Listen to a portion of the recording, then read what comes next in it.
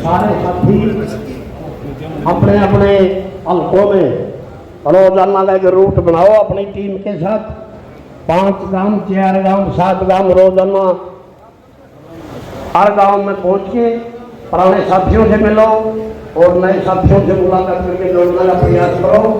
और जो भी पार्टी का नेतृत्व दिशा निर्देश होगा, जो भी आदेश देंगे उस पर फूल बनाने की कोशिश करेंगे। बहुत बहुत धन्यवाद।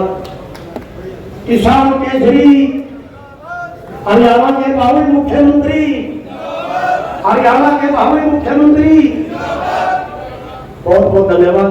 जय हिंद।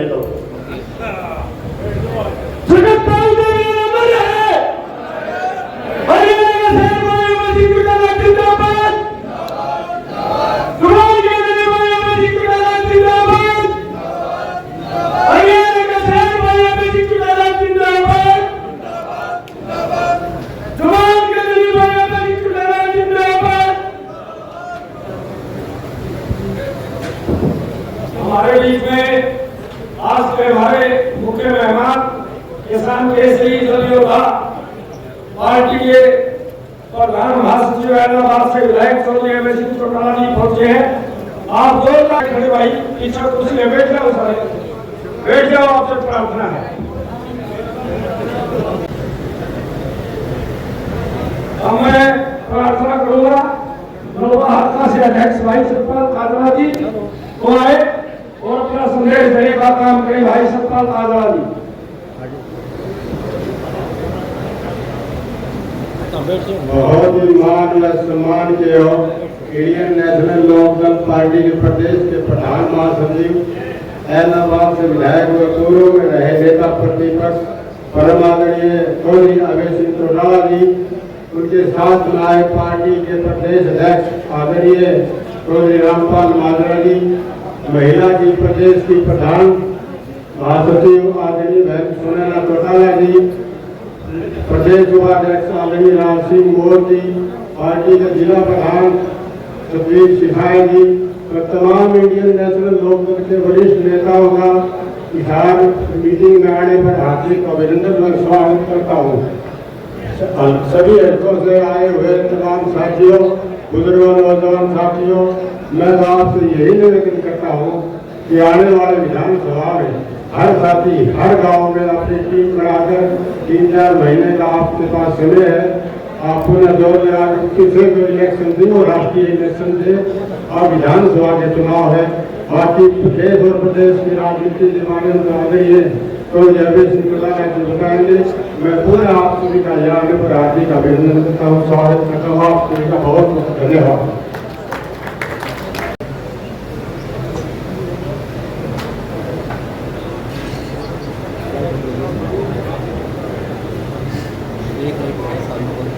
बहुत ही आदर व मान सम्मान के योग इंडियन नेशनल लोकदल पार्टी के बहुत ही वरिष्ठ नेता प्रधान महासचिव हैदराबाद के विधायक आदरणीय चौधरी अभय सिंह चौटाला जी, हमारी पार्टी के प्रदेश अध्यक्ष आदरणीय श्री रामपाल माजरा जी, आदरणीय उमेद लोहान जी, महेश पुलेना जी और हमारे जिला के अध्यक्ष श्री सतवीर सिसाई जी, पार्टी के सभी वरिष्ठ कर्मठ और निष्ठावान कार्यकर्ता साथियों, हिसार जिला के गांव-गांव से आए हुए सम्मानित पिता तुल्य बुजुर्गों और उम्र नौजवान दोस्तों, माताओं, बहनों, आज की मीटिंग के बारे में वैसे तो हमारी पार्टी के प्रदेश अध्यक्ष आदरणीय श्री रामपाल माजरा जी आपसे खुल करके चर्चा करेंगे, बताएंगे। मैं तो आपका सबका यहाँ पहुंचने पर स्वागत करता हूँ, अभिनंदन करता हूँ, अभिवादन करता हूँ कि आप इतनी संख्या में यहाँ आए। और अब मैं सतवीर सिसाई जी से अनुरोध करूंगा कि अभय सिंह चौटाला जी को आप सबका बहुत बहुत धन्यवाद है। अध्यक्ष माननीय भाई विजय जैन जी से आए और आए हुए नेताओं का स्वागत करें, अपना संदेश देने का काम करें। भाई विजय जैन जी।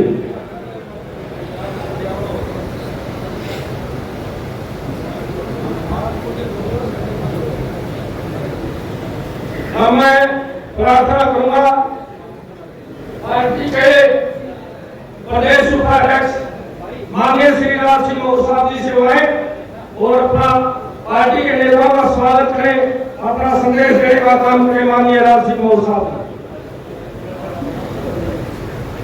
बहुत ही आदरमान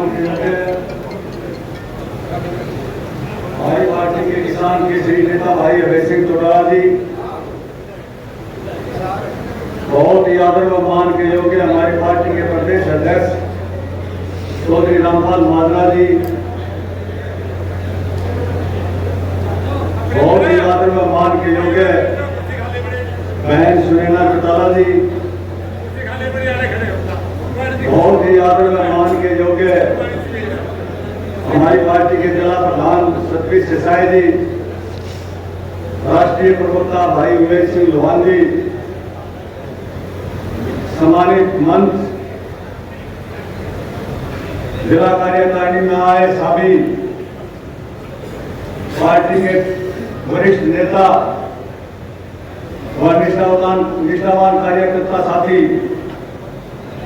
आप सबका मैं स्वागत करता हूं और मैं आपसे प्रार्थना करता हूं भाई अभय सिंह चौटाला जी के आदर सत्कार में तालियों से और मैं नारे लगाऊंगा उनका स्वागत करना। किसान केसरी भाई अभय चौटाला जिंदाबाद, आदरणीय चौधरी ओम प्रकाश चौटाला जिंदाबाद, किसान केसरी नेता भाई अभय चौटाला जिंदाबाद, इंडियन नेशनल लोकदल पार्टी जिंदाबाद, जननायक राहुल देवलाल अमर रहे, जननायक राहुल देवलाल अमर रहे, लोक चौधरी ओम प्रकाश चौटाला जिंदाबाद। तो साथियों, मायूस मत हो, आपको जो है मैं प्रार्थना करता हूं, तो परमपिता परमात्मा से प्रार्थना करता हूं कि हरियाणा के मतदाताओं को सद्बुद्धि दे और जैसे दक्षिण भारत में क्षेत्रीय पार्टियों को जताने का काम करते हैं, इसी तरह हरियाणा का मतदाता भी क्षेत्रीय पार्टियों को जताए। आप देखो, जब से रिजल्ट आए हैं क्षेत्रीय पार्टियों ने इतना मान सम्मान पाया है कि वो मुद्दे उठाते हैं लोगों के, जैसे जननायक राहुल देवलाल चौधरी ओम प्रकाश चौटाला जी मुद्दे उठाते हैं और चौधरी जननायक राहुल देवलाल मुद्दे उठाया करते थे जनहित के, ऐसे ही क्षेत्रीय पार्टियां और आपका भाई, आपका नेता, आपका सबसे लोकप्रिय नेता भाई अभय चौटाला सारे मुद्दे वही उठाता है। और मैं परमपिता परमात्मा से प्रार्थना करता हूँ कि मतदाताओं को, हरियाणा के मतदाताओं को सद्बुद्धि दे और वो क्षेत्रीय पार्टी नल्लो पार्टी चौधरी ओम प्रकाश चौटाला आदरणीय तो जननायक राहुल देवलाल की पार्टी को राजपाट बनाने का काम करे और भावी मुख्यमंत्री चौधरी अभय सिंह चौटाला को बढ़ाए। आपका बहुत बहुत धन्यवाद। धन्यवाद मौर्य साहब। हमारे बीच में भाई 7 दिन पहले पार्टी में शामिल हुए थे, अपने सैकड़ों साथियों के साथ यहाँ पहुंचे हैं। हम उनका तहे दिल से पार्टी की तरफ से धन्यवाद करते हैं, स्वागत करते हैं। अब मैं प्रार्थना करूंगा पार्टी के राष्ट्रीय उपाध्यक्ष माननीय श्री राम गुप्ता जी से, वो आए और हिसार जिले के कार्यकर्ताओं को अपना दिशा निर्देश देने का काम करें। माननीय बड़े भाई राम बहादुर गुप्ता जी।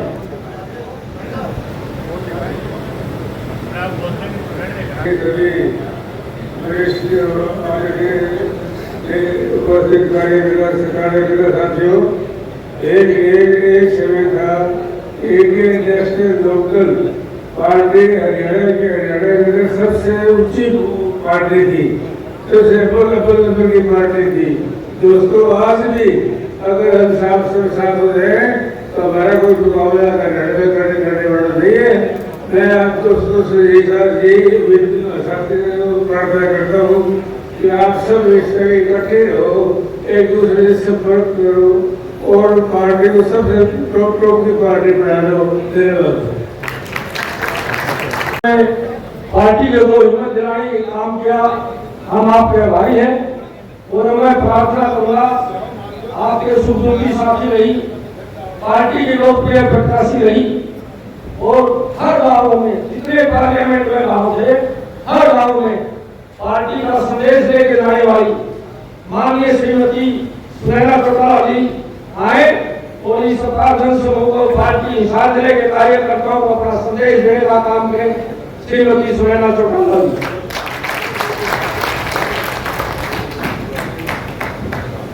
बहुत बहुत धन्यवाद। सबसे पहले तो मैं आज हिसार में पहुंचे कार्यकर्ताओं में जोश भरने के लिए बहुत ही आदरणीय भावी मुख्यमंत्री जल नायक, एलनाबाद से विधायक, किसान केसरी आदरणीय अभय सिंह जी चौटाला का बहुत बहुत धन्यवाद करते हुए अभिनंदन करती हूँ। उनके साथ में पार्टी को ऐसे समय में एक ऊर्जा देने का जो काम किया, जिस वक्त पार्टी को सबसे ज्यादा जरूरत थी, बहुत ही आदरणीय बड़े भाई रामपाल माजरा जी, हमारे प्रेस प्रवक्ता भाई उमेद लोहान जी, पूर्व मेरे एसपी राज सिंह मौर्य जी, भाई राजेश वडारा जी, सभी हलकों से आए हुए सभी हल्का अध्यक्ष, जिला के प्रधान बड़े भाई सतबीर सिसाई जी, सम्मानित मंच, मेरे सामने बैठे इंडियन नेशनल लोकल पार्टी की रीढ़ की हड्डी आप एक एक कार्यकर्ता, मैं सबका बहुत बहुत धन्यवाद करते हुए अभिनंदन करती हूँ।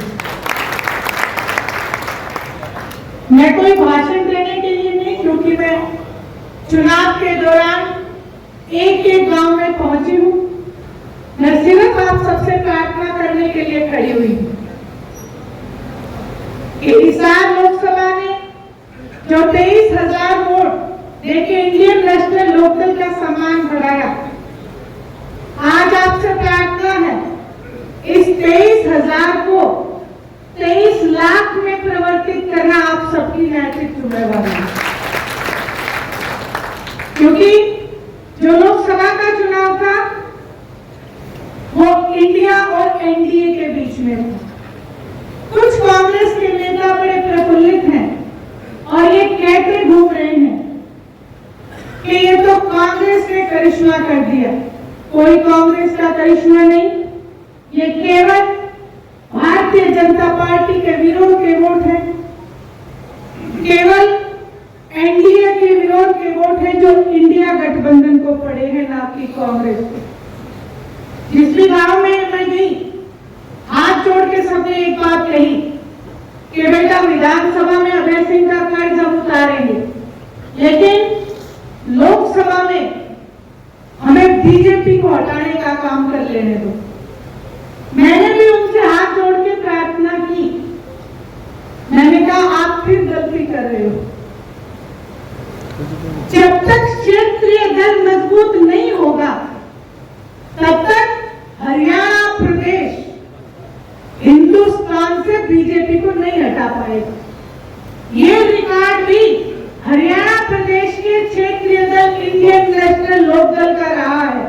जिस समय 87 में कांग्रेस पार्टी एक छत्र बहुमत से थी, उस कांग्रेस पार्टी को अगर किसी ने सत्ता से बिगाड़ने का काम किया था, तो वो इंडियन नेशनल लोकदल भी अपने सहयोगी दलों के साथ।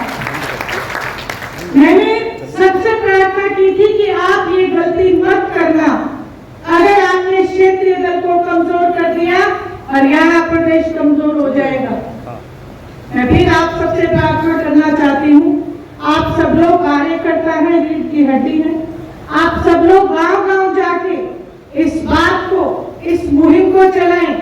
अपने अपने गांव में भी जाके अगर आप डोर टू डोर करें, एक एक गांव के सदस्य को इस बात के लिए अवगत कराएं कि क्षेत्रीय दल होना बहुत जरूरी है, नहीं तो फिर मनमानी चलेगी, हरियाणा को कोई नहीं पूछेगा। लोकसभा की केवल 10 सीटें हमारे पास हैं, इसलिए इन 10 सीटों के ऊपर आपको वकील मजबूत खड़े करने पड़ेंगे, और वकील अगर कोई बन सकता है तो इंडियन नेशनल लोकदल पार्टी। लेकिन फिर भी विधानसभा का चुनाव आप 90 विधायक आपके बीच में बनने के लिए खड़े होंगे, ये आप सब लोगों को तय करना है कि आपने सिकंदर महान की तरह युद्ध लड़ना है या फिर पोरस की तरह ये सोच लेना है कि सामने वाले तो बहुत मजबूत हैं या बड़ी सेना लेके खड़े हैं। ये कोई तादाद से नहीं, हौसलों से जंग जीती जाती है। जब तक एक एक कार्यकर्ता इस बात को अपने मन में संकल्प नहीं लेगा, तब तक ये संभव नहीं हो सकता। मेरी आपसे प्रार्थना है, आज अभी से यहाँ से संकल्प लेके जाएं। एक ही संकल्प होना चाहिए कि आदरणीय अभय सिंह जी चौटाला को हमने मुख्यमंत्री बनाना है। जिस दिन इंडियन नेशनल लोकदल का कार्यकर्ता इस बात को सोच लेगा, तो वो दिन दूर नहीं कि हमारी ये सोच सच भी होगी। यदि हम ये चीज छोड़ दें कि मुश्किल है, मुश्किल की जगह मुमकिन शब्द का इस्तेमाल करना। आप सब लोगों ने मेरी बात को सुना और पार्टी शीर्ष नेतृत्व ने मुझे यहाँ इलेक्शन लड़ने का और यहाँ बोलने का मौका दिया, आप सबसे मिलने का मौका दिया। मैं सबका बहुत बहुत धन्यवाद करना चाहती हूँ। हिसार लोकसभा में जिसने साथ दिया उनका तहे दिल से बहुत बहुत धन्यवाद, जो ना दे सके उनका भी बहुत बहुत धन्यवाद। आपने मेरी बात सुनी, आप सबका बहुत बहुत धन्यवाद, आभार।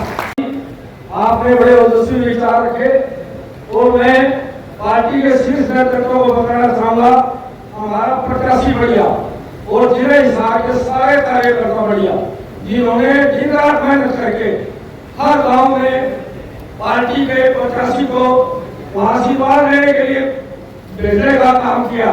और समय गर्मी में भी, दोपहर में भी, शाम सवेरे भी 11-11 बजे तक हमारे प्रोग्राम चले। सभी साथियों ने कोई कसर नहीं छोड़ी, सबने बहुत ज्यादा मेहनत की, लेकिन परिणाम हमारे उसके हिसाब से नहीं आया।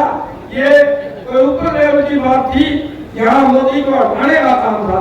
तो मैं हिसार जिले के सभी कार्यकर्ताओं का बड़ा आभारी धन्यवादी हूँ, जिन्होंने चाय के प्रोग्राम भी नुक्कड़ मीटिंग जैसे करवाने का काम किया। और मैं पुनः आप सबका बड़ा आभारी हूँ, धन्यवादी हूँ। और मैं प्रार्थना करूंगा पार्टी के राष्ट्रीय प्रवक्ता वरिष्ठ नेता भाई उमेश चौहान जी से, वो ही आए और अपने विचार रखने का काम करें। भाई उमेश चौहान जी।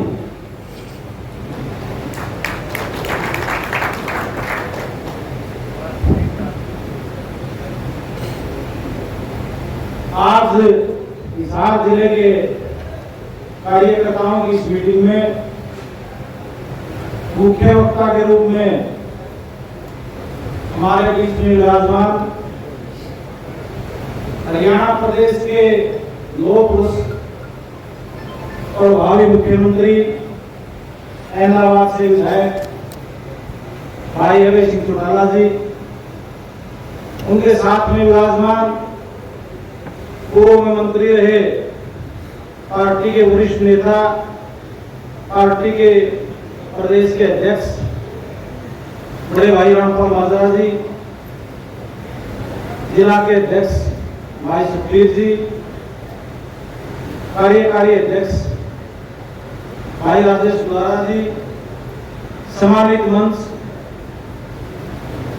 सभी प्रकोष्ठों के जिला अध्यक्ष, हल्का अध्यक्ष और सामने बैठे कार्यकर्ता साथियों, मेरे से पहले सारे वक्ताओं ने लोकसभा के चुनाव के बारे में अपने विचार रखने का काम किया और जो बात सबने बताई और एक निचोड़ निकला वो यही था कि लोगों में इस मोदी सरकार के खिलाफ, भारतीय जनता पार्टी के खिलाफ बहुत ज्यादा गुस्सा था और जब उन्होंने ये मान लिया कि राष्ट्रीय स्तर पे इंडिया अलायंस का और एनडीए का मुकाबला है, तो उन्होंने मोदी को हराने के लिए वो बहुत सारी पार्टियों के प्रोटोकॉल से टूट के मोदी और भाजपा के खिलाफ डालने का काम किया। और इस क्षेत्र में तो काफी जो किसानों के क्षेत्र हैं उनमें इस हवा ने आंधी का रूप ले लिया और आंधी तूफान में जिस तरह के हालात होते हैं वो हाथ पैदा कर दिए। लेकिन उसके बाद भी हम किसान हैं, मजदूर हैं, जब कोई आंधी तूफान आता है, फसल भी खराब हो जाती है, खिड़की दरवाजे भी टूट जाए, लेकिन सुबह उठते ही पहला काम ये होता है कि दोबारा फसल बोने का काम करते हैं, अपने मकान की मरम्मत करते हैं, पूरे हौसले से दोबारा अपने काम पे लग जाते हैं। तो साथियों, आज हमारे बीच में इन हालात में भी सबसे बड़ी पूंजी जो हमारे पास है, हमारा नेता अभय सिंह चौटाला है। मैंने लोग उसको चापलूसी के लिए नहीं कहा, कुरुक्षेत्र में जाके लड़े, कुरुक्षेत्र की धरती में जाके लड़े, विपरीत हालात में लड़े। जिस तरह फौज में कमांडर सबसे आगे चलता है और सिपाही पीछे चलते हैं, पहली गोली कमांडर के छाती में लगती है, इसी तरह हमारा कमांडर सबसे पहले कुरुक्षेत्र में जाएगा। आज भी इन हालात में नतीजे विपरीत आए। चौटाला साहब की तबीयत भी नासाज है, लेकिन सारी चीजों को पार्टी हित से ऊपर ना रख के, पार्टी को ऊपर रख के आपके बीच में आगे और पूरा हरियाणा आज तौर करके आपके हिसार जिले में पहुंचे। आप लोगों में व्यक्तिगत किसी नेता की चर्चा है तो भाई अभय सिंह चौटाला की है। चाहे रोहतक में बात कर लो, चाहे सोनीपत में बात कर लो, चाहे झज्जर में बात कर लो, चाहे हरियाणा के किसी कोने में कर लो, किसी बिरादरी के आदमी से बात कर लो, हर आदमी की जबान पर ये है कि नेता तो आपका बढ़िया है, जबान का धनी है, मजबूत है। लेकिन कई बार समय होता है साथियों, हमारे को सबसे ज्यादा जरूरत है, जो सबसे ज्यादा जरूरत है वो इस बात की है कि कांग्रेस पार्टी ने एक प्रचार चलाया, अगर ये तो वोट काटने वाले हैं, ये तो भारतीय जनता पार्टी से मिले हुए हैं। हम कहीं न कहीं उनके इस प्रचार के दबाव में आ गए, विशेषकर ऐसे लोग जिन्होंने कांग्रेस ने अपने हिसाब से सेट कर रखा था। मेरे से बुरा भी मान जाएंगे, बहुत से किसान नेता हैं, बहुत से खापों के नेता भी हैं, जिन्होंने कांग्रेस पार्टी के साथ लग के ये प्रचार करने का काम किया। भाई इस बार तो कांग्रेस ही नाराज का है, कांग्रेस पार्टी ने वोट दे दो। उस प्रचार में हमारा जो मजदूर है, किसान है, सीधा साधा वोटर है, वो का प्रचार में आ गया कांग्रेस पार्टी के। और इस प्रचार में बराबर के हिस्सेदार वो तथाकथित किसान नेता भी थे और वो प्रधान भी थे। कल मैं सिंधर गांव में था, प्रेस वाले आए हुए थे, वो पूछने लगे कि जिस तरह आपके बारे में कहा जाता है कि आप तो भाजपा से मिले हुए हो। मैंने कुकर मिले हुए हैं, बताओ आप बताओ। तो ले के एक राज्यसभा का चुनाव की बात आते हैं, में प्रेस कॉन्फ्रेंस देख रहा था, वो भी इसी बात को डराने का कम भी काम कर रहे थे। राज्यसभा के चुनाव की बात करते हैं हमारे वोट की।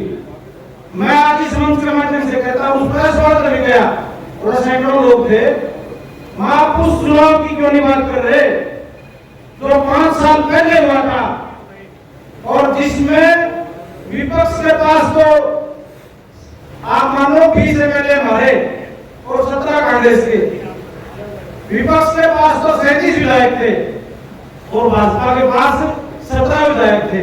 इन्हीं कांग्रेसियों ने और इन्हीं लोगों ने जो यहाँ से प्रत्याशी थे 15 वोट भारतीय जनता पार्टी को डाल के और भारतीय जनता पार्टी का प्रत्याशी जिताने का काम किया था।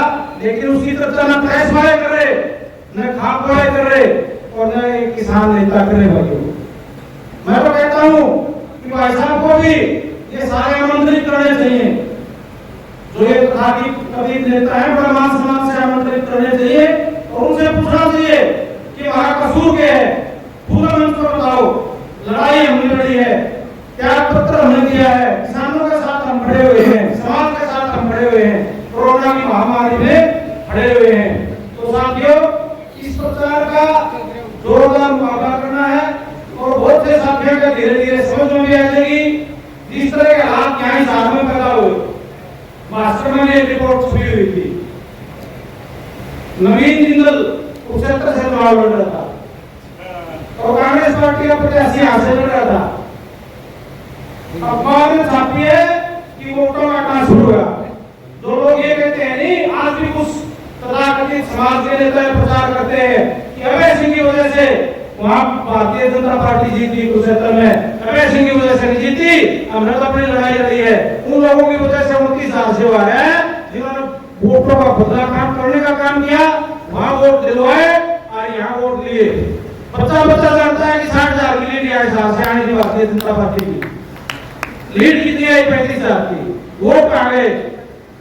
तो साथियों ये बात जोरदार तरीके से आज हम उठाने में सक्षम है क्योंकि हम चोर नहीं है, हम कोई चोर नहीं है। इसी तरह गुड़गांव में जो प्रत्याशी उतारा गया वो मिली भगत से उतारा गया। कोसड़ी में पिछली बार कोसड़ी में दीपेंद्र हुड्डा जी 80,000 वोटों से हारे थे, कि सारे बैठे वहां पे। इस बार हारेंगे, इस बार जीतते हैं। क्यों जीतते हैं, क्या बदल गया? क्योंकि उन्होंने सेटिंग कर ली, गुड़गांव में सेटिंग कर ली, कैप्टन अजय यादव की कटवा के राजभवन को ले आए, वो उन्होंने जितवा दी और कोसड़ी में खुद जीत गए। तो साथियों के बोले एक उदाहरण है, आज सोशल मीडिया पर जहां भी हम बैठे हैं इस चीज को लोगों के बीच में रखने का काम करें। हमने तो पहले भी लड़ाई लड़ी है और आगे भी विश्वास है कि हमारा नेता सबसे ज्यादा लड़ेगा भाजपा के खिलाफ, तो हमारा नेता लड़ेगा। आज राज्यसभा का गणना करते ही वोट दे दिया, आज फिर राज्यसभा का चुनाव है, क्यों नहीं प्रत्याशी खड़ा करे?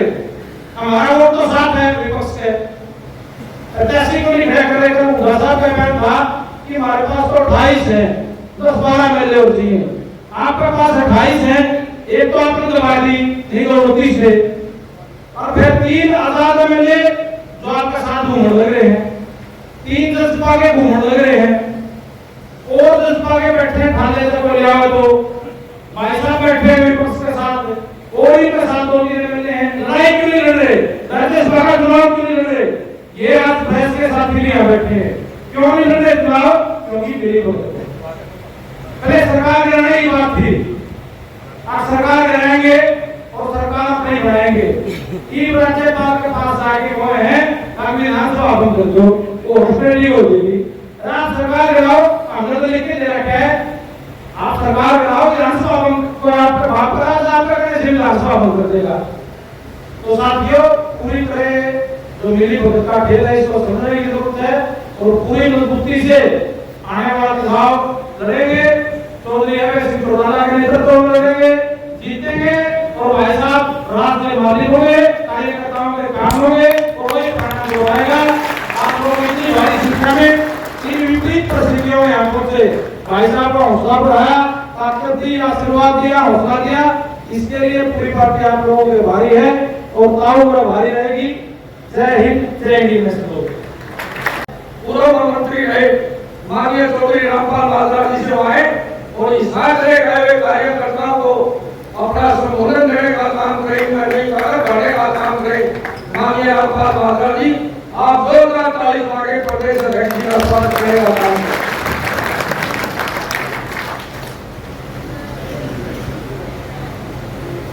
प्रदेश की जनता की आवाज चौधरी अभय सिंह चौटाला जी, राष्ट्रीय प्रवक्ता उमेद लोहान जी, पूर्व में रहे एसपी राज सिंह गौर जी, राजेश गोदारा जी, बहुत ही पुराने साथी राम भगत गुप्ता जी, बहुत ही दिलदार और शेरणी की तरह से हिसार लोकसभा से लड़ी सुनैना चौटाला जी, हमारे बीच में सिरसा संसदीय क्षेत्र से रहे उम्मीदवार संदीप लोट जी, यहाँ के जिला के अध्यक्ष सतवीर जी सिसैर और सारे मित्रों और साथियों, विशेष तौर से चर्चा हुई लोकसभा के चुनाव की। कई साथियों ने कहा कि हमारे मुताबिक नतीजे नहीं आए। ये तो बात सही है और विशेष तौर से ये भी समझाने का पूरा प्रयास किया कि इस देश में राष्ट्रीय मुद्दों पे चुनाव था। हमेशा लोकसभा का चुनाव राष्ट्रीय मुद्दों पे होता है और राष्ट्र की जितनी भी पार्टियां थी, चाहे वो क्षेत्रीय दल थे चाहे राष्ट्रीय पार्टियां थी, वो दो धड़ों में बटे हुए थे। एक एनडीए था जिसमें 38 दल थे, एक इंडिया था उसमें 28 दल थे और एनडीए वर्सेस इंडिया का मुकाबला था। एक तरफ मोदी को जिताने वाले थे, दूसरी तरफ मोदी को हराने वाले थे और हमारा इंडियन नेशनल लोक दल एक क्षेत्रीय पार्टी है। हम क्षेत्र की, हमारे प्रदेश की, प्रांत की बातें करते हैं। यहाँ की समस्याओं के लिए, हरियाणा प्रदेश के अधिकारों के लिए, हरियाणा प्रदेश की जनता की अधिकारों की रक्षा के लिए लड़ाई लड़ते हैं। इसीलिए साथियों, लोगों ने ये वोट एनडीए और इंडिया के बीच में दे दिए, जिसकी वजह से हमें ये लग रहा है कि हमें लोकसभा में अपने मुताबिक परिणाम नहीं आए। परंतु साथियों, अगर इस लोकसभा के चुनाव का विश्लेषण करोगे और देखोगे कि जब ये इंडिया गठबंधन बन रहा था तो आप सब गए थे।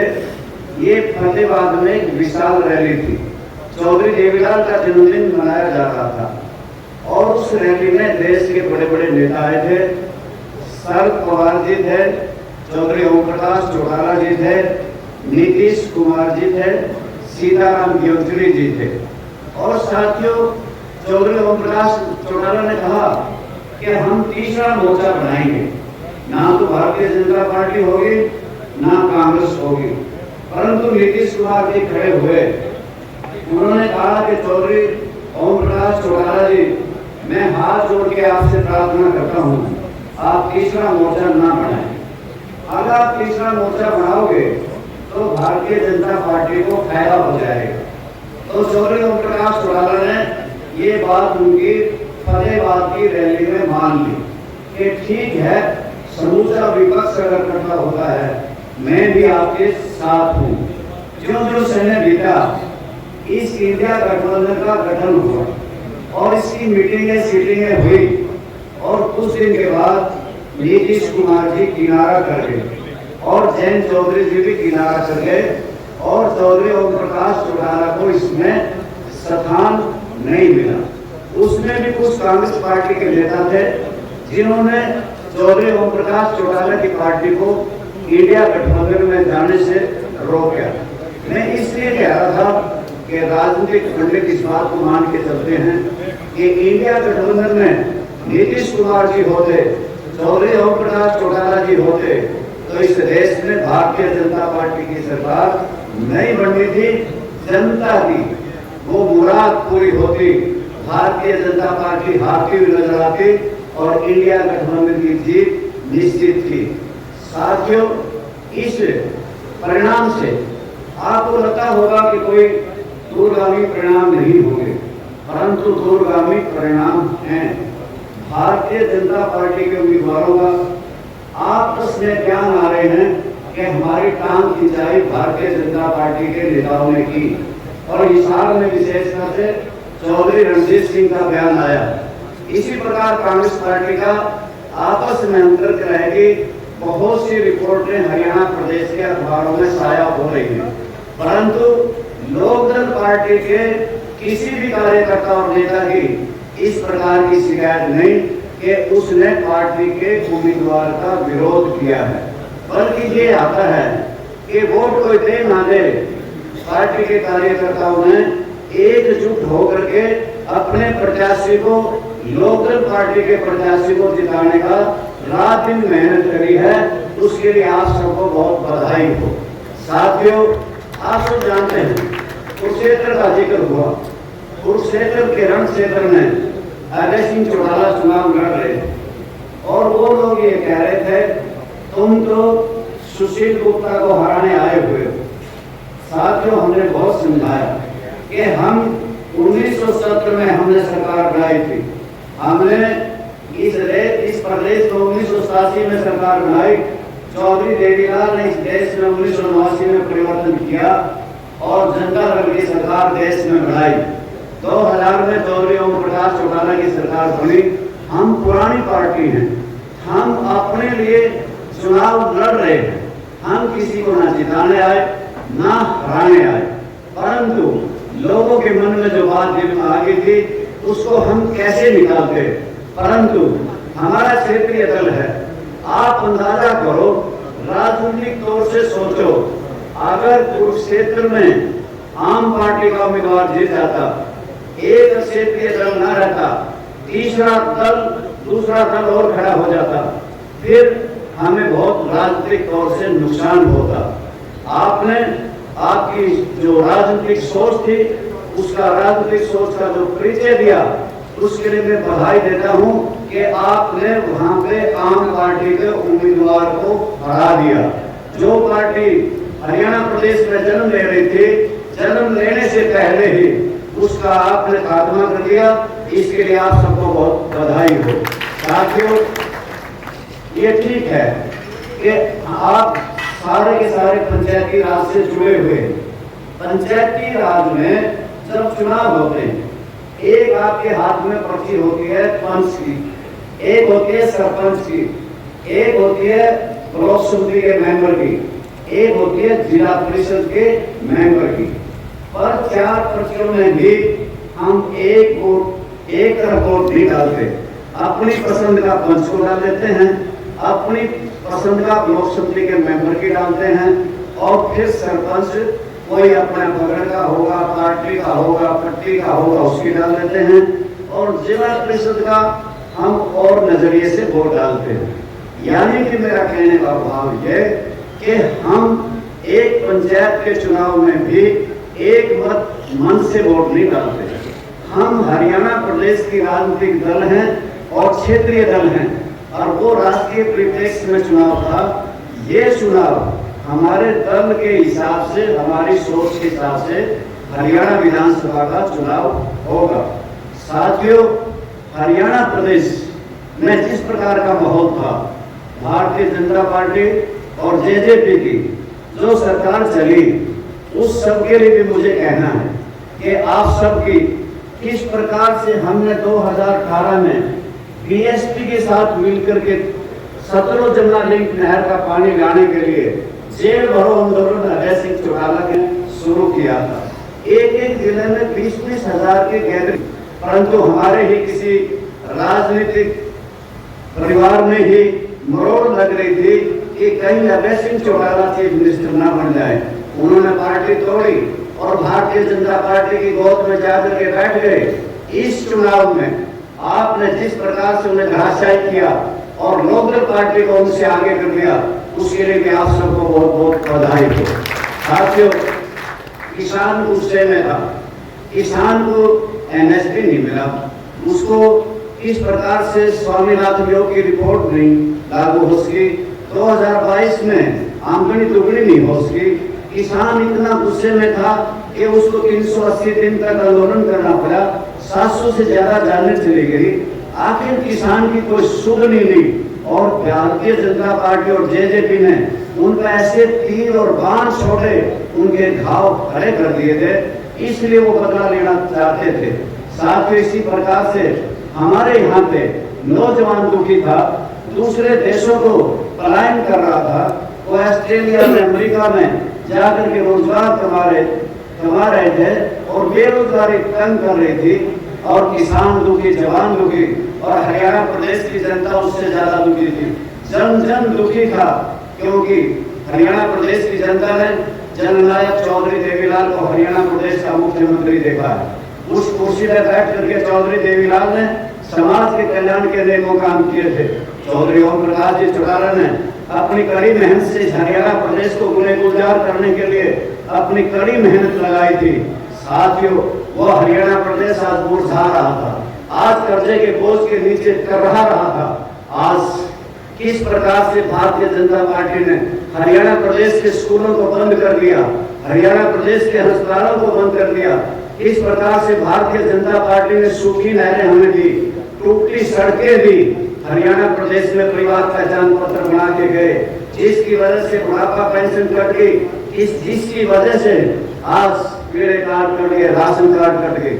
आज इन शहरों में भी प्रॉपर्टी आईडी बना के गए कि प्लाट किसी का, दुकान किसी की, नाम किसी के नाम पे, यानी कि हरियाणा प्रदेश की जनता को तंग किया। साथ ही उनके काल में अगर आप देखोगे कि किस प्रकार से संत रामपाल का प्रकरण हुआ था, 6 लोग मारे गए थे, आरक्षण के हाथ में हरियाणा प्रदेश जन उठा था, 32 जाने नौजवानों की गई थी। आप सबको पता ही है कि डेरा प्रेमियों को पंचकूला में बुला करके गोलियों से भून दिया था, 42 लोगों को गोलियों से उड़ा दिया गया था। आज आप इस बात से अवगत हैं कि 700 से ज्यादा किसानों की जाने गई थी। भारतीय जनता पार्टी वही भारतीय जनता पार्टी है जो कहती है हम राष्ट्रवादी हैं, परंतु इस राष्ट्र के अंदर, इस देश के अंदर किसान और कबीले वर्ग के लोगों ने, किसान मजदूर ने इस प्रकार से रेलवे बनाई थी, बंदरगाहें बनाई थी, बीमा कंपनियां खड़ी कर दी थी, हवाई अड्डे बनाए थे, वो अडानी और अंबानी के सपुर्द कर दिए। ईडी, सीबीआई और इनकम टैक्स से किस प्रकार से राज चलाया। साथियों, इसलिए कह रहा था कि भारतीय जनता पार्टी से लोग दुखी थे और कांग्रेस भी बहुत बड़ी पार्टी में। इन्हीं का शासनकाल तो था कि किसानों की 70,000 एकड़ से जमीन ज्यादा बड़ी बड़ी कंपनियों के हवाले कर दी गई थी। साथ ही इतना ही नहीं, क्षेत्रवाद था, एक विशेष क्षेत्र को किस प्रकार से हरियाणा प्रदेश की नौकरियों को लुटा दिया गया था, बिजली और पानी उन्हीं को दिया गया था। और किस प्रकार से उनके काल में भी, जिस प्रकार भारतीय जनता पार्टी काल में घोटाले घपले हुए थे, क्या उन्होंने इंडस्ट्रियल प्लाट अपने मंजूरी नजर लोगों को नहीं दिए थे? क्या एजीएल को उन्होंने, इंडियन एक्सप्रेस को बहुत बड़ा प्लाट नहीं दिया था जिसकी ईडी और सीबीआई से जांच चल रही है?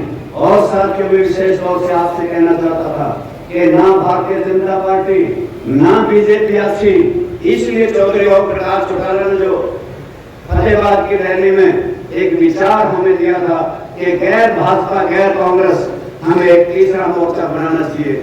मैं तो विशेष तौर से आपसे अनुरोध करता हूं, जो भारतीय जनता पार्टी से सहमत नहीं हैं, जो लोग उनके विचारों के खिलाफ हैं और जो कांग्रेस के खिलाफ हैं, अभय सिंह चौटाला जी, आप एक ऐसा मोर्चा तैयार करें और ऐसा मोर्चा बना करके हरियाणा प्रदेश के उन सामाजिक संगठनों को, जिस प्रकार से आपके चुनाव में आकर के कुरुक्षेत्र में किस प्रकार से एनसीपी ने, अकाली दल ने, किस प्रकार से भारतीय किसान यूनियन ने, जिस प्रकार से आपके सभी कार्य पार्टी ने, अनेकों पार्टियों ने आकर के सामाजिक संगठनों का समर्थन किया था, ठीक उसी प्रकार से अगर आप चाहते हैं कि हरियाणा प्रदेश की राजनीतिक तस्वीर बदले और गैर भाजपा, गैर कांग्रेस सरकार इंडियन नेशनल लोकदल की बने, तो आओ सारे साथियों मिलकर के एक ऐसा संगठन खड़ा करें ताकि इस प्रदेश में बदलाव हो सके। और आई बार ये मीटिंग में जल से जुलूस बहुत लंबे समय से चले हुए हैं, एक बार ये लोकदल पार्टी का ये वार अब की बार खाली नहीं जाना चाहिए। जो सरकार हमने 2019 में बनानी थी, 2024 में बनाने का काम करें। वो साथियों तभी संभव होगा कि हम रात दिन मेहनत करें, बूथ मजबूत करें, गांव मजबूत करें, मिटा दो अपनी हस्ती को। अगर कुछ मर्तबा चाहते हो कि दाना खाक में मिलके गुले गुलजार होता।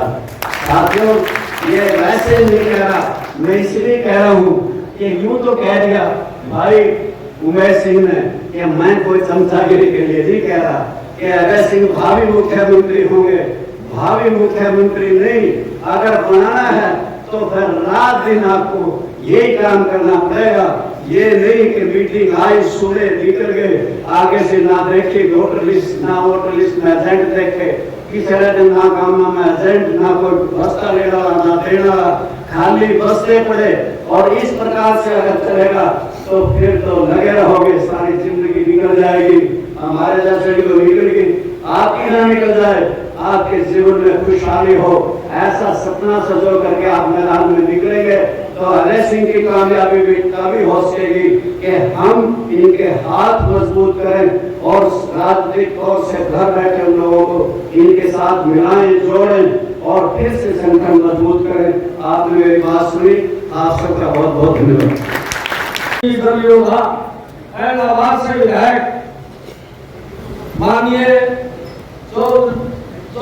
सिंह चौटाला जी से वो आए और हिसार जिले के कार्यकर्ताओं में जो बढ़ने का काम करे, अपना संदेश देने का काम करे। इससे पहले रिटायर्ड डीएसपी माननीय श्री मंटू सिंह जी कली फैलाकर जिला हिसार की तरफ से सिंह चौटाला जी का स्वागत करेंगे और साथ में भाई रामचंद्र बेनीवाल जी और हमारे प्रदेश के बैकवर्ड सेल के प्रधान महासचिव भाई जय सिंह सैनी जी, वो भी सदर साहब बैठ करके सिंह चौटाला जी का सम्मान करेंगे। भाई जय सिंह सैनी जी, भाई रामचंद्र बेनीवाल जी, आप दो बार ताली बजाकर सिंह चौटाला जी का स्वागत करेंगे।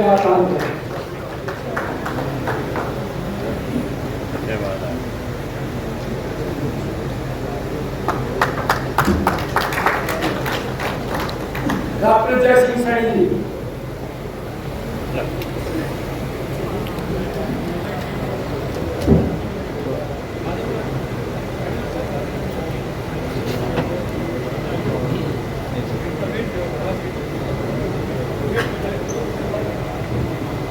आदर और सम्मान के योग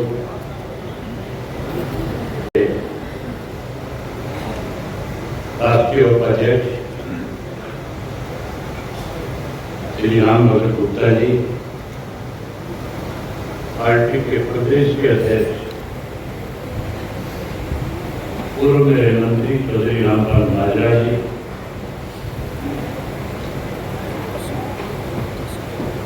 पार्टी के राष्ट्रीय प्रवक्ता आयुर्वेद दुहान जी, लोकसभा के लिए प्रत्याशी श्रीमती सुनैना त्रिपाठी जी, जिला के अध्यक्ष सतबीर सिसाई जी, जिला के कार्यकारी अध्यक्ष राजेश गुलारा जी, पार्टी के प्रदेश के उपाध्यक्ष राज सिंह मोदी, हल्का नरवा के अध्यक्ष सतपाल राजा जी, नाना के अध्यक्ष चौधरी कलीराम खेजड़ जी, परवाड़ा के अध्यक्ष भाई सुभाष नाथ जी, नारनूर के अध्यक्ष रमेश कानपुर जी, हिसार के अध्यक्ष भाई सतपाल भानु जी, आंशिक के अध्यक्ष कृष्ण कुमार जी, राधुपुर के अध्यक्ष प्रेम बहादुर जी, युवा के जिला के अध्यक्ष विकास चौहान जी, जिला के किसान संघ के अध्यक्ष राजीव राजा जी, अनु सुरा जी,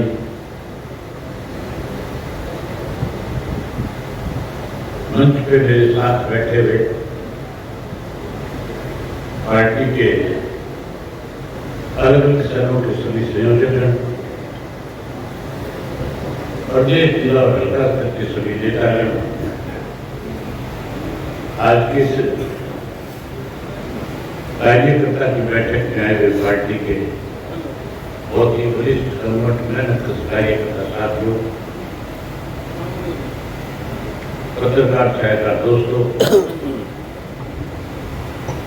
मेरे से पहले जितने साथी वक्ता थे, बोलने वाले थे, सबने आपके बीच में लोकसभा के चुनाव की चर्चा की और लोकसभा का चुनाव होने के बाद लगातार प्रदेश देश में जहां जहां विधानसभा के चुनाव होने वहां सब जगह पे इन सब बातों को लेकर के लोग आपस में चर्चा करते हैं। मैंने 24 फरवरी से लेकर के 11 सितंबर तक की पैदल यात्रा की 4200 किलोमीटर चले थे, 2000 से ज्यादा नाम से रस्ते किए। पूरे प्रदेश में इस किस्म के हालात थे कि लोग भाजपा की राज से दुखी थे और लोग बर्दाश्त चाहते थे, लोग बीजेपी को सत्ता से बाहर देखना चाहते थे। उन दिनों में भाजपा के साथ जनता की सरकार में शामिल थे। दोनों पार्टियों को हर व्यक्ति कोसने का काम करता था। हर वर्ग के लोग दुखी थे। मैंने लोगों के साथ बहुत नजदीक से बैठ करके उन सब बातों से चर्चा की। किसान दुखी था, मजदूर दुखी था, व्यापारी दुखी था, कर्मचारी दुखी था, माताएं बहन परेशान थी, पढ़ा लिखा नौजवान इस सरकार को बदलना चाहता था। जहां लोग इसको बदलना चाहते थे, वहीं भूपेंद्र सिंह हुड्डा इस सरकार को मजबूत करने में लगा हुआ था। साथियों, नारा दिया था बीजेपी ने 400 पार। लोगों के मन में एक ही फैसला था कि भाजपा को सत्ता से बाहर कर दें।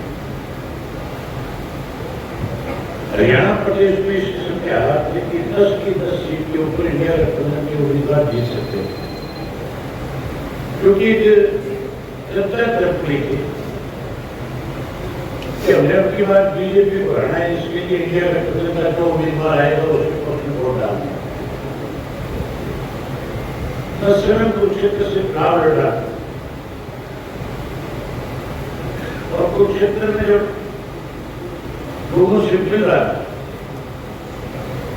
तो इस तरह के हालात नहीं नजर आ रहे थे कि हमें इतने कम वोट मिले। 40 से ज्यादा गांव तो रामपाल महाराज जी ने वोट को रोक दिए। 400 से ज्यादा गांव में मैं खुद जाकर के आया। 2.5-3 घंटे एक से दूसरे गांव में लेट हो जाते थे। लोग ट्रैक्टर लेकर जाते थे, सैकड़ों की संख्या में। मोटरसाइकिलों को काफले में आकर के स्वागत करते थे। माताएं बहनें जो है गीत गा करके हमारा स्वागत करते। लगता है ऐसा था कि चुनाव कितना होगा।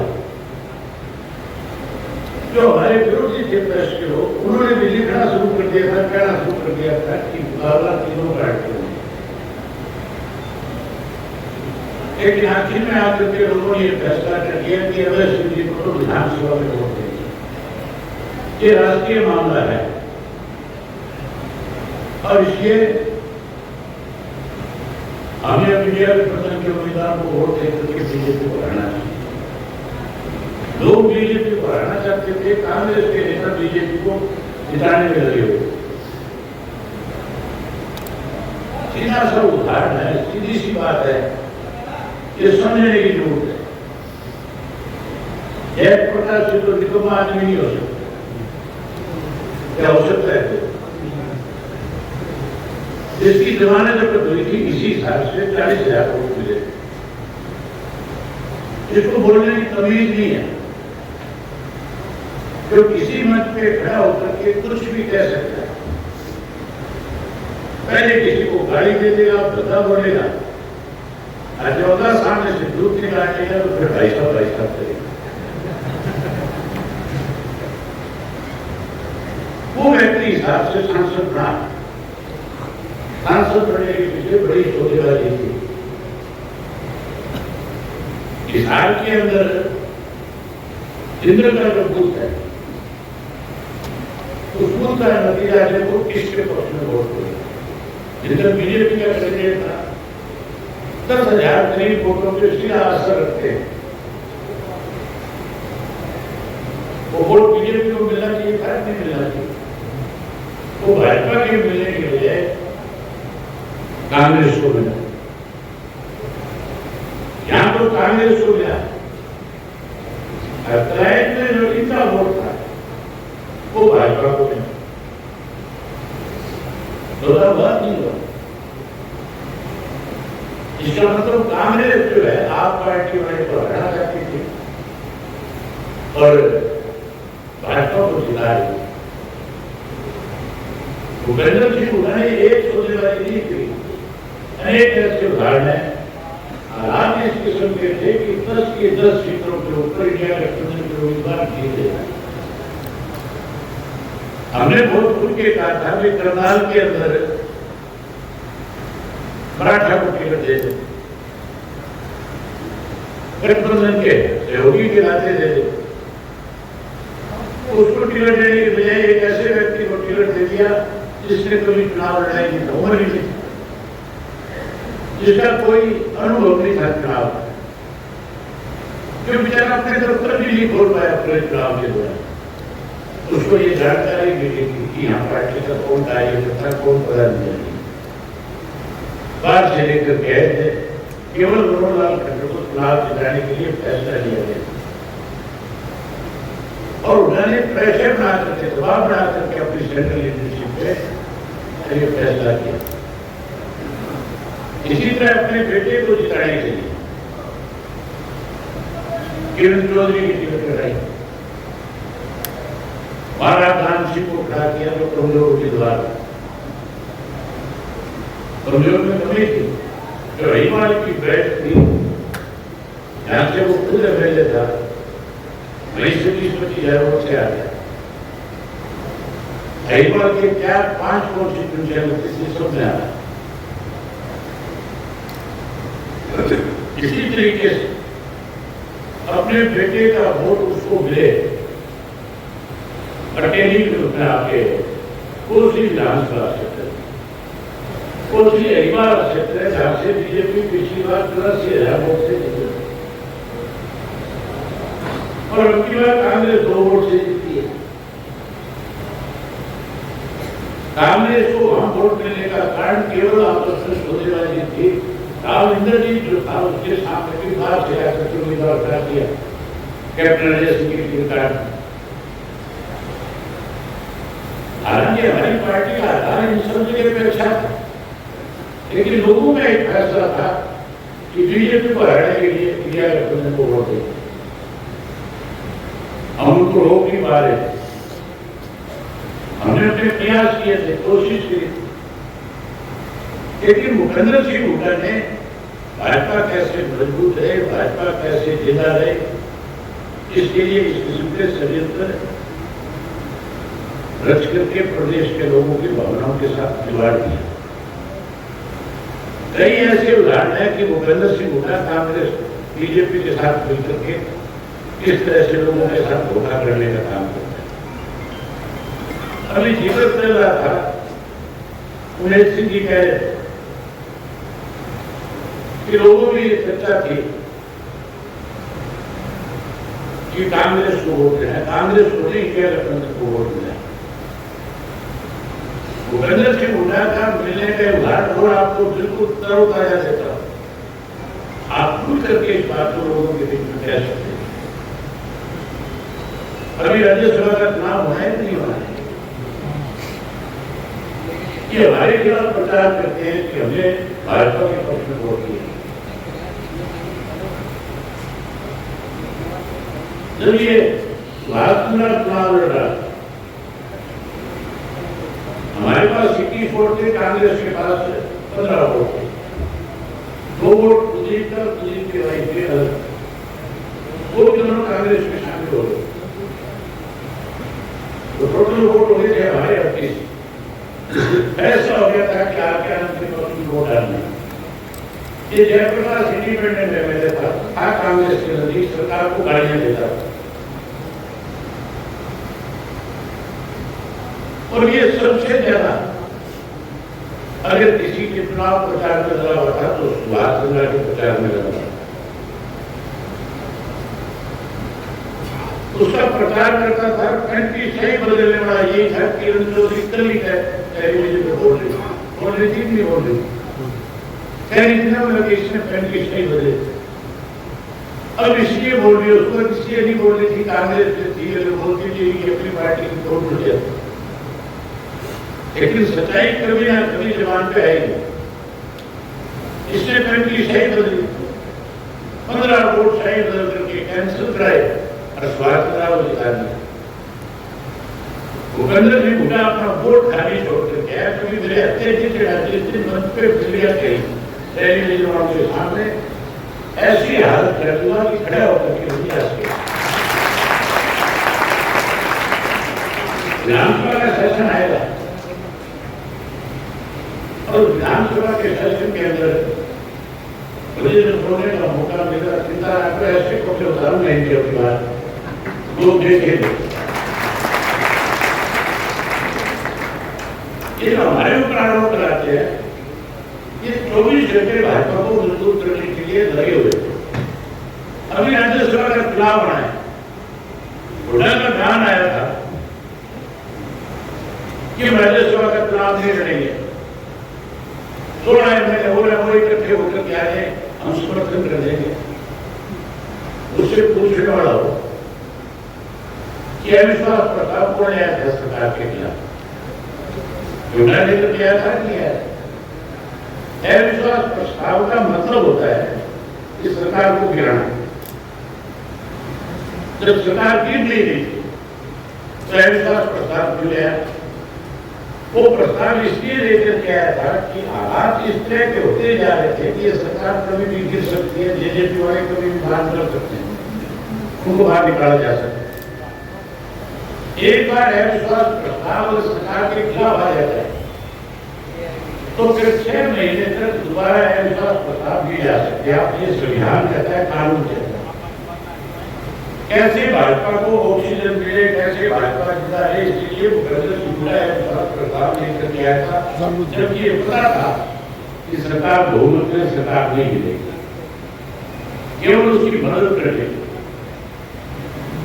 इससे ये भी पूछने वाला हो फिर तो राज्यपाल के पास किसके है, मेमोरेंडम किसके लिए जारी करते, ये किसके कह रहा है कि सरकार अपने जब तेरा टोल चुनाव लड़ने का नहीं है विधानसभा राज्यसभा का, तो फिर तू ये कैसे कह सकते हैं कि सरकार नहीं है? बड़ी पार्टी का काम होता है विपक्ष की छोटी पार्टियों के लोगों से बात करके इकट्ठा करके सरकार को सपोर्ट दे। लेकिन ये हमारे से बात नहीं करता, इसलिए नहीं करता है कि अगर बात करेगा तो हम इसको पोल छोड़ देंगे कि तू तो पहले से मिला हुआ भाई से क्या बात करता। साथियों, लोकसभा के चुनाव में विधानसभा के चुनाव में बड़ा अंतर होता है।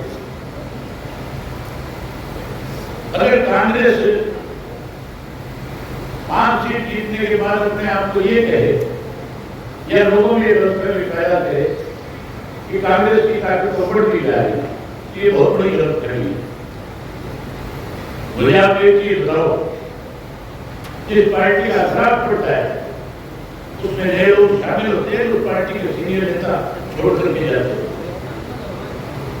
शामिल होते हैं नहीं होते? इनकी पार्टी में शामिल होने के इनके नेता छोड़ करके भाग गए। मैं किरण का धर्म तो समझता हूँ कि उसको टिकट नहीं मिली थी, उसके अंदर एक झूठ छोड़ के गई, लेकिन और जो 3-4 लाइन में लगे हैं जिनकी रोज खबर आ रही है, उनको कौन सा दर्द है? वो इसलिए छोड़ करके जा रहे हैं, उनको इस बात का एहसास है कि कांग्रेस आने वाले समय में खत्म हो जाएगी। ये शुरुआत है दोस्तों, जिस दिन टिकट पड़ेगी उस दिन कांग्रेस में भगड़ मिल जाएगी। इन बाप बेटा ने एक विधानसभा क्षेत्र के अंदर 15-16 कैंडिडेट बढ़ा रखे हैं, नहीं बढ़ा रखे हैं। तो टिकट एक को मिलेगी, बाकी कहा जाएंगे, बाकी टांग खेल देंगे, नहीं खेल देंगे। तो आप इतने ताकतवर बन जाओ कि वो टांग खेलने वाले आपके साथ आकर के खड़े हो, आपको उम्मीदवार दीजिए।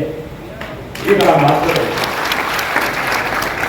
इस काम को करने के लिए आपको लोगों की पहचाना होगा, लोगों का विश्वास जीतना होगा, लोग आपके साथ हैं। आम चर्चा थी कि एक बार हमें बीजेपी को ज्ञान लोकसभा में हराए, विधानसभा में एक वोट लोकदल के पक्ष में जाने। मैं दावे के साथ ये बात कह सकता हूँ, मैं जो कार्यकर्ताओं की मीटिंग अब तक लेकर के आया हूँ, मैंने और महाराज जी ने 20 जिले किए अब तक। 38 जिलों के अंदर कार्यकर्ता कहीं मायूस नजर नहीं आया। हर जिले कार्यकर्ता अपने हौसले के साथ ये कह रहा था कि विधानसभा के चुनाव में हर हालत के अंदर बहुत बड़ा फेरबदल करने का काम करेंगे।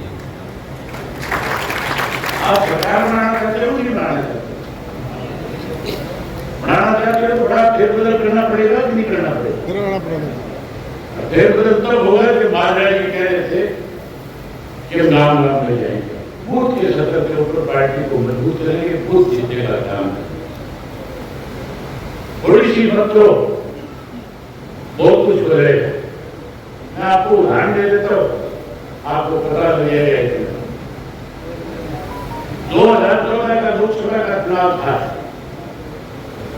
हमारे 2 उम्मीदवार चुनाव जीते थे। हिसार से दुष्यंत जीता था और सरसा से रणजीत जीता।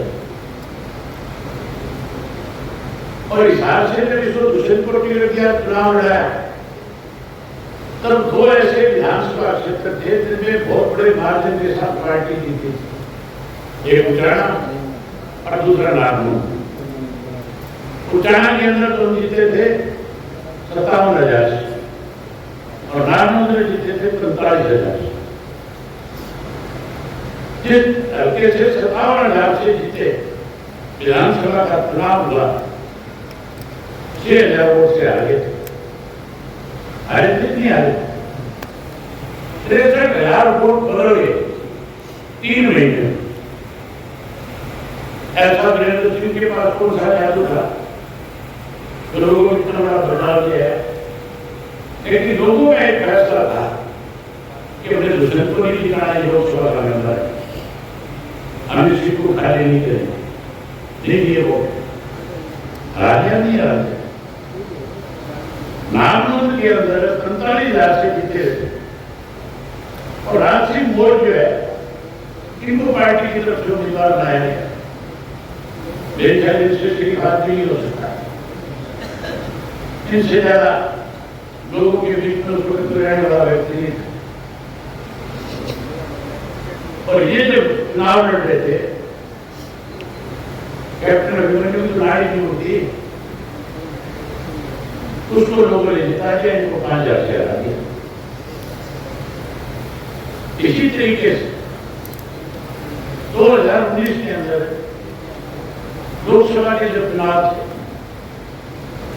हमने अपनी पार्टी की तरफ से अम्बाला के अंदर एक वाल्मीकि समाज के लड़के को टिकट दी। यमुनानगर का डिप्टी मेयर था, अपने वार्ड के अंदर 2500 वोट से जीता हुआ पार्टी के सिंबल के ऊपर डिप्टी मेयर के पद पे था। वार्ड में तो 2500 वोट से जीता है। लोकसभा का चुनाव लड़ा, टिकट दी, सबने प्रयास किया, उसके बावजूद वोट मिले सारे विधानसभा क्षेत्र के अंदर 1700। कहाँ 2500 जीता, कहाँ 1700, टोटल विधानसभा क्षेत्र में वोट मिले यमुनानगर। 3 महीने के बाद विधानसभा का चुनाव आ गया। सब ये कह रहे थे कि अब की बार तो कोई वोट दे रहे। दिमाग सिंह को टिकट दी, 62,000 वोट दिए, आखिरी राउंड तक आगे था। जबरदस्ती चुनाव हराया गया था क्योंकि भाजपा की सरकार नहीं थी। कितना बड़ा फेरबदल हुआ। मैं बड़े दावे के साथ ये कह सकता हूं कि हर जिले में बहुत बड़ा बदलाव है। अहमदाबाद की 5 सीटें पंचम जिले की कोई नहीं रहा। कुरुक्षेत्र में कभी 2 सीटें हैं, 7 सीटें हालात नहीं तो कहेंगे कोई नहीं। 2 में बड़े मुकाबले में 7 पकी जीते कोई नहीं आएगा।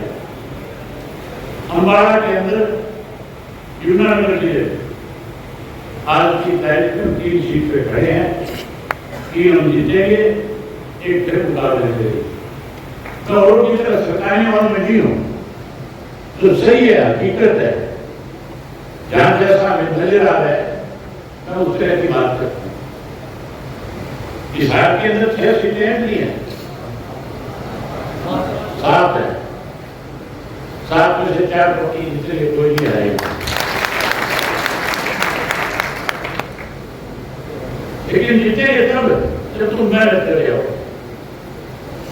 तुम्हें जिताने वाले अपने आप आ जाएंगे, तुम थोड़ी सी मेहनत करो, लाइन लग जाएगी तुम्हारे पास वोट देने वालों। हालात बदलेंगे। हालात पिछली बार जब चुनाव हुआ था, इन जेजेपी वालों के पास कैंडिडेट नहीं थे ना, ये 10 जीते नहीं, 10 जीते। 7 ऐसे आए जिनके पास करके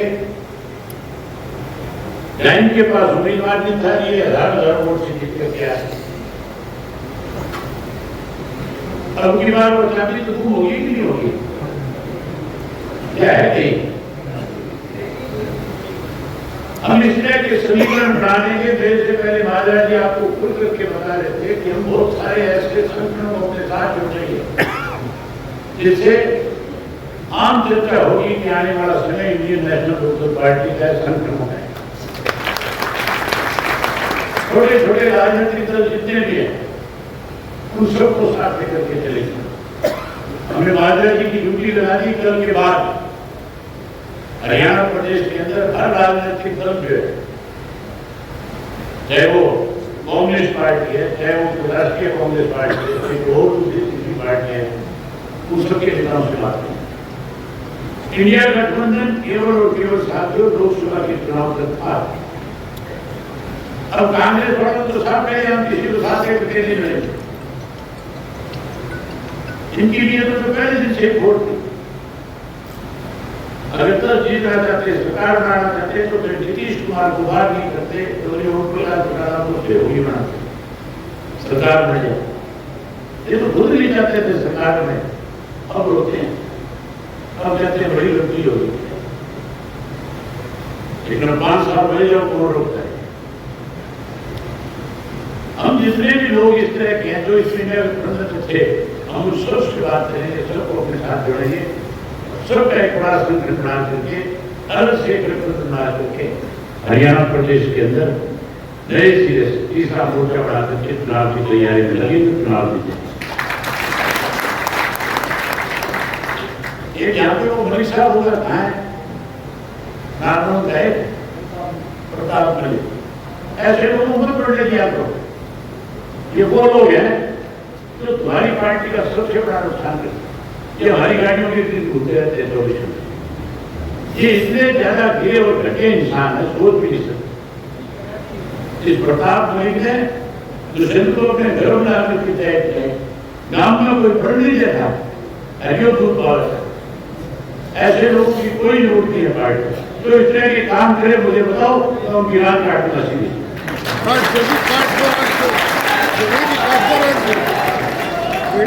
काट दो बड़ा नहीं बोलते मैं किसी की बात।